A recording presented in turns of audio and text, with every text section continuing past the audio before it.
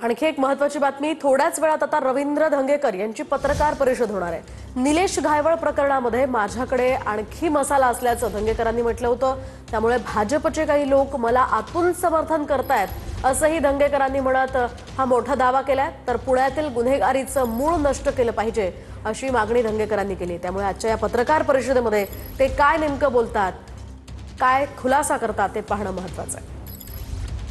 आता ह्याला मी 11 वाजता माझ्याकडे अजून काय मसाला आहे त्याच्यावर मी बोलेल आणि त्याच्यावर हे बोलेल की शिंदे साहेबांची चर्चा मी काय लपून ठेवणारा कार्यकर्ता जी काय ते समोर मी त्यांनी जे काय विचारलं विचारण्यापूर्वी समाजात कळतं काय चाललंय ते आणि माझं आतून अख्खे भारतीय जनता पार्टीचे लोक मी समर्थन करतात। फक्त आता समोर येऊन बोलत नाही, कोणाला नको ही गुन्हेगारी आणि हे सगळं मी सविस्तर तुमच्याशी 11 वाजता जे काय बोललेत ते माझी भाषाच बोललेत आणि मी जे काय म्हणत होते ते साहजिकच आहे की पुण्यात गुन्हेगारी मूळ नष्ट केलं पाहिजे। माझं म्हणणंच आहे की ह्याच्यामध्ये गुन्हेगारी नष्ट झाली पाहिजे, एवढंच माझं मत आहे। आणि हे शिंदे साहेबांनी बोलण्यापेक्षा हे दादांनी बोलायला पाहिजे, एवढाच विषय होता। रवींद्र धंगेकरांना व्यसन घालण्याची आवश्यकता होती, पहिलं सुटारू होते, आता एकनाथ शिंदेंकडे असल्यामुळे त्यांना शिस्तीतनी चौकटीतच काम करायला लागतं।